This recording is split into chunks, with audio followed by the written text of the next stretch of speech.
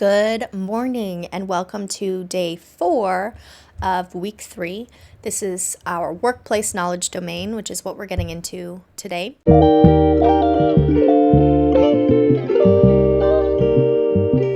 So the workplace knowledge domain covers essential HR knowledge and practices that help organizations stay safe, compliant, and globally competitive. So this domain focuses on 4 key functional areas. Managing a global workforce, risk management, corporate social responsibility, and U.S. employment law and regulations. To be successful, HR professionals must know how to manage a global workforce to meet strategic objectives, mitigate organizational risk, and protect employee well-being, as well as ensuring compliance and complex legal standards. So let's begin with the first functional area, managing a global workforce. So first, let's get into HR structures that support global work. We're going to get into immigration and mobility specialists first. These are HR professionals or third-party experts who help manage the complex logistics of global mobility. For example, securing visas, handling sponsorships, coordinating relocations, and ensuring legal compliance. So for example, a biotech firm sending a scientist from India to a research site in the US may work with an immigration specialist to secure an H-1B visa. Geographic centers of excellence. These are centralized teams that provide expertise across a region. They help standardize HR practices and policies while allowing some localization. For example, a tech company may have a Center of Excellence for APAC or Asia Pacific that handles talent management, compensation strategy, and training initiatives for that entire region. There are global job classifications as well. These are standardized job levels that are applied across borders to ensure fairness and consistency in pay and career progression. For example, a US-based hospitality chain may ensure that a front desk supervisor in Paris and one in New York are classified under the same global grade, even if local pay scales differ. Next up, we have international business travel policies. These set clear expectations for employees traveling abroad, covering expense reimbursement, security protocols, tax implications, and legal obligations.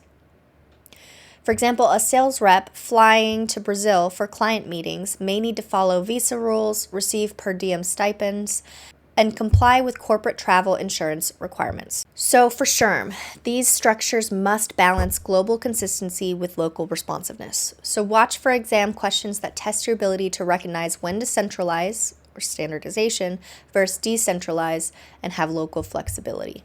Next, I want to get into methods for moving work. So the first term is offshoring, and this is transferring work to another country to lower costs or access talent.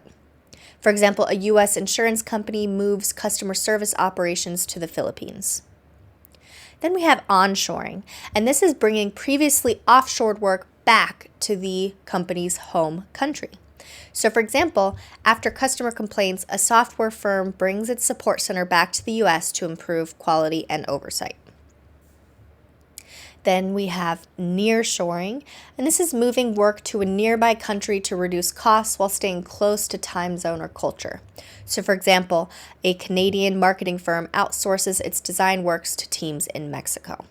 Remote teams are distributed workforces who collaborate virtually from anywhere in the world. For example, a video game developer has artists in Japan, coders in the US, and project managers in Germany, all working on the same release. So SHRM wants you to know the pros and cons of each model. For example, offshoring reduces labor costs, but may increase communication barriers.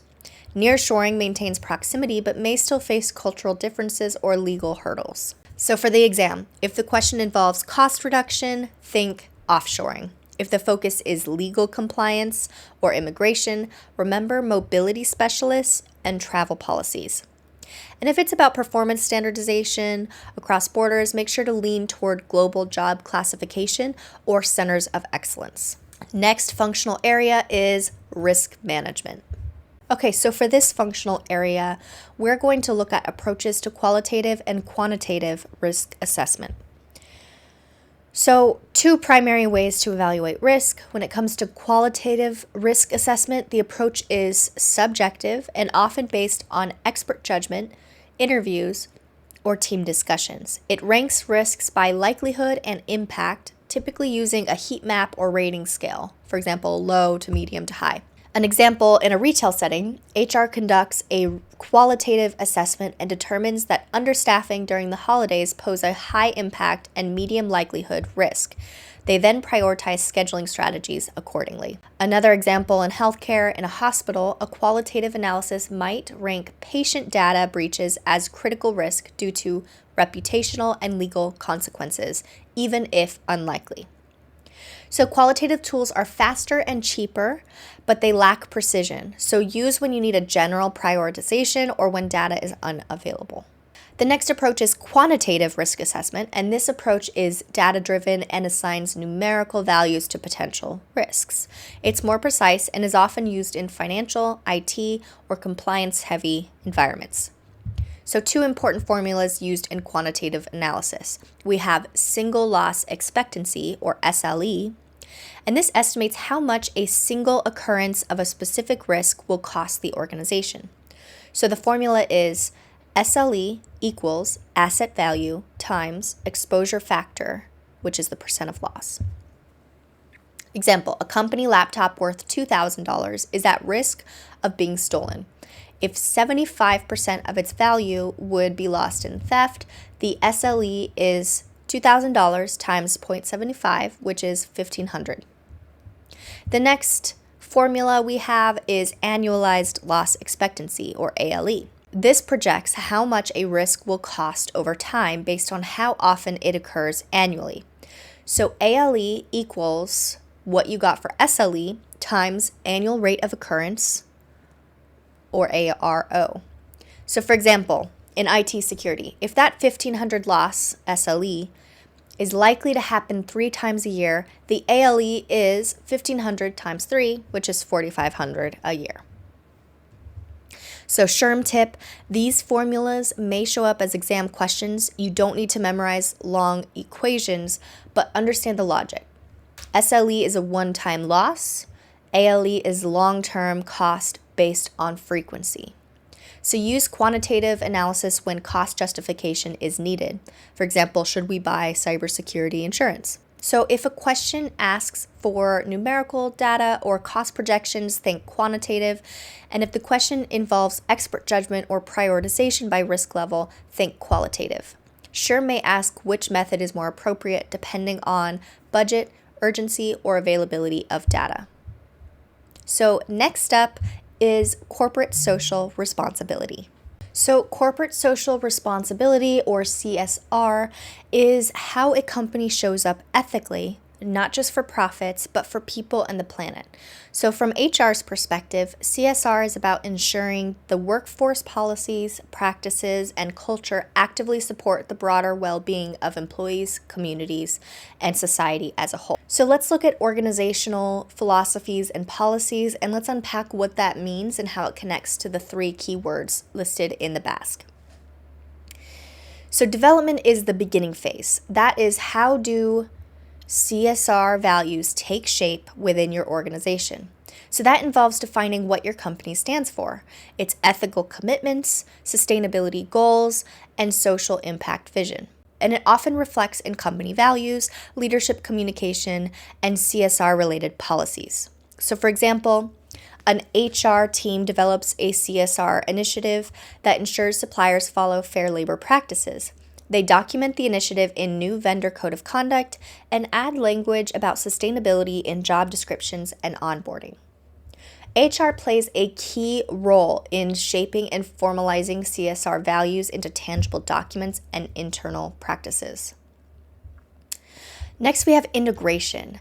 Now that you've developed the philosophy, how do you embed it into the operations? Integration means applying CSR principles across departments, policies, and procedures, not just treating it as a side project. So it should show up in hiring practices, performance reviews, supplier selection, training, and even recognition programs.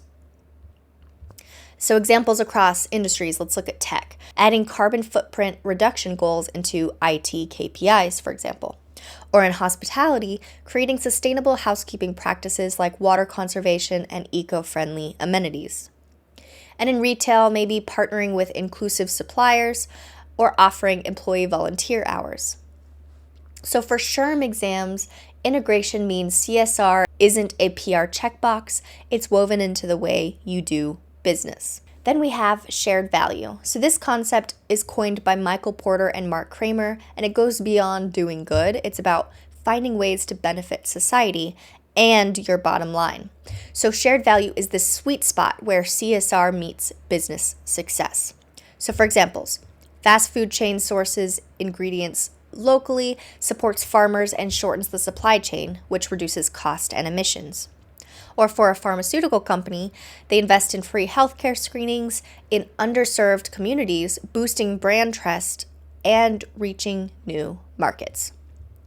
So an HR example, an HR department partners with workforce development agencies to train and hire individuals from disadvantaged backgrounds.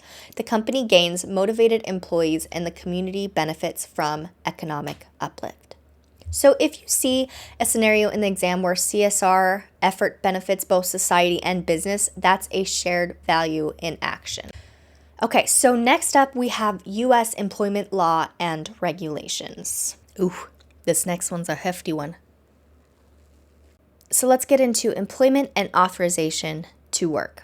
So Immigration Reform and Control Act of 1986, or the IRCA, prohibits hiring unauthorized workers and requires Form I-9. So we need to know that employers must verify identity and work eligibility within 3 business days of hire. Then we have the visa types, H-1B, F-1, J-1 are examples.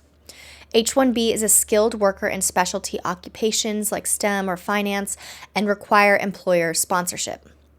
F1 is for international students, and they can work under OPT or CPT limited to certain hours and situations. Then there's the J1 for exchange visitors, like researchers, au pairs, interns, and may require home country return after the program. HR should verify employment and authorization for each type and avoid discrimination. We have the Fair Credit Report Act of 1970, or the FCRA, and this governs background checks by third parties. We must get written consent and notify applicants if adverse action is based on report. Then we have the Deferred Action for Childhood's Arrival, or DACA. This is not a law but an executive action and allows work permits for eligible undocumented youth.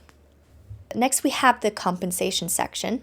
So Davis-Bacon Act of 1931 requires a prevailing wage on federal contracts greater than $2,000 for construction. And then we have the Walsh-Healy Public Contracts Act of 1936. So this applies to federal supply contracts with more than $10,000, and it has rules for minimum wage and OT. We have the Fair Labor Standards Act of 1938, or FLSA. This sets federal minimum wage, OT rules, and child labor standards. So we need to know exempt versus non-exempt, salary basis tests, duties tests, etc. for that act. The Equal Pay Act of 1963 requires equal pay for equal work, regardless of gender. McNamara-O'Hara Service Contract Act of 1965. This is like Davis-Bacon, but for service contracts with the federal government. ERISA 1974 regulates private sector pension retirement plans and requires plan disclosures and fiduciary duties. Lilly-Ledbetter Fair Pay Act of 2009 resets statute of limitations with each discriminatory paycheck. Then the Ledbetter v. Goodyear of 2007, this was the Supreme Court case that led to the Lilly-Ledbetter Fair Pay Act of 2009 because the original decision limited pay discrimination claims. Let's get into employee relations. So the National Labor Relations Act, or NLRA, of 1935. This protects rights to unionize, bargain, and engage in concerted activity, even without a union. Then we have the Wagner-Connery Act. This is another name for the NLRA. The Labor Management Relations Act of 1947. This is the Taft-Hartley Act. This limits union power, bans closed shops, and permits right-to-work laws. The Labor Management Reporting and Disclosure Act of 1959, or the Landrum-Griffin Act, requires union transparency and protects union member rights. The Electronic Communications Privacy Act of 1986 limits interception of electronic communications, so for example, email monitoring. Employers must notify if monitoring is occurring. Then we have the Worker Adjustment and Retaining Notification Act, or WARN, of 1988.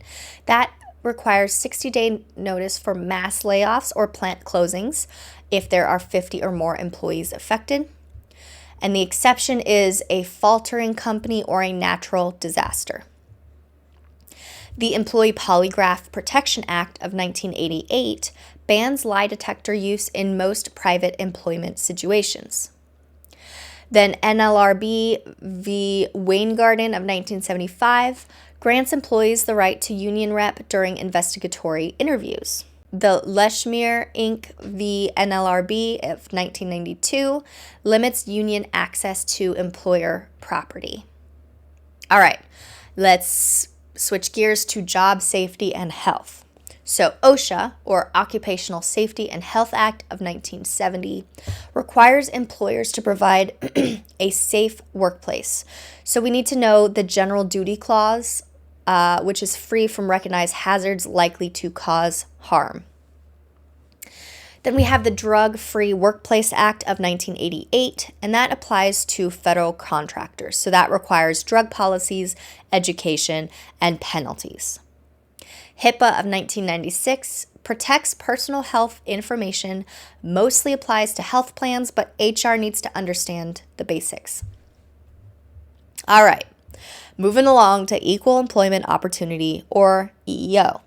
So we have the Civil Rights Act of 1964, Title VII. This prohibits employment discrimination based on race, color, religion, sex, national origin, and it covers hiring, firing, pay, job assignments, promotions, and training. The Executive Order 11246 in 1965 requires affirmative action for federal contractors. The Age Discrimination in Employment Act, ADEA, of 1967 protects workers 40 or older from age bias. Equal Employment Opportunity Act of 1972 strengthens the EEOC enforcement powers. Then we have Rehabilitation Act of 1973, and that requires affirmative action and prohibits discrimination for disabled workers in federal jobs. Vietnam-era Veterans Readjustment Assistance Act, or VEVRA, 1974. This requires affirmative action and job postings for covered veterans by federal contractors. Uniform Guidelines on Employee Selection Procedures, 1978. This standardizes how to assess disparate impact. So, use validation methods for selection procedures. Pregnancy Discrimination Act of 1978 prohibits discrimination based on pregnancy or childbirth. And Americans with Disabilities Act, ADA, 1990. This protects qualified individuals with disabilities, requires reasonable accommodations for them as well. The Genetic Information Non-Discrimination Act, GINA, 2008, prohibits using genetic info in hiring decisions. The Griggs v. Duke Power Co., 1971, establishes disparate impact theory. Neutral policies can be discriminatory if outcomes are biased. The Phillips v. Martin Marietta, 1971, you can't have hiring policy that treats mothers of young children differently than fathers. The McDonnell-Douglas Corp v. Green, 1973, created a burden-shifting framework for proving discrimination. All right, Next up, leave and benefits. So we have COBRA of 1985, and that requires continuation of group health coverage after job loss, 18 to 36 months. So this applies to employers with 20 or more employees and applies to both voluntary and involuntary terminations. Then we have FMLA of 1993. This is unpaid job-protected leave for 12 weeks per year for family or medical reasons. So this would apply to a company with 50 or more employees within 75 miles, and the employee must have worked 12 months or 1,250 hours. USERRA of 1994 protects service members' job rights and benefits when returning from military leave. The Affordable Care Act requires employers to provide coverage or pay a penalty for employers with 50 or more full-time employees and requires nursing room access. ADA, leave as accommodation. So this leave can be a reasonable accommodation under the ADA. Then we have the Defense of Marriage Act, DOMA. This was overturned in 2013 with United States v. Windsor and allows federal recognition of same-sex marriages. Then we have EEOC v. Verizon, 2011. Verizon's no-fault attendance policy was found to violate the ADA. Next up, NFIB v. Sebelius in 2012. This upheld the ACA's individual mandate as constitutional under Congress's taxing power. All right, and then they have a miscellaneous section in the BASK, and this is drug screening and medical marijuana use. So this is legal status varies by state. Federal law still classifies marijuana as Schedule I drug, so DOT-regulated industries must follow federal rules. So that concludes our workplace knowledge domain. That last bit was a bit, heavy. Let's make sure to study those areas. So the workplace knowledge domain isn't just about knowing the laws. It's about understanding how to apply them to protect your organization and its people. So whether you're managing a global workforce, navigating complex risk scenarios, championing ethical practices through corporate social responsibility, or ensuring compliance with U.S. employment law, this domain equips you with the tools to build safe, fair, and forward-thinking workplaces. So the SHRM exam will expect you to recognize not just what the law says, but how it impacts HR decision-making in real-world scenarios. So pay special attention to visa types, risk frameworks, and foundational employment laws, especially those with acronyms, dates, or landmark court cases. And remember, when in doubt, prioritize strategy first, then compliance, equity, and employee well-being. Those are your guiding lights. All right, so tomorrow we're going to do a recap video of some of the test questions that I took and struggled with this week, and we will go from there. I'll see you tomorrow. Bye!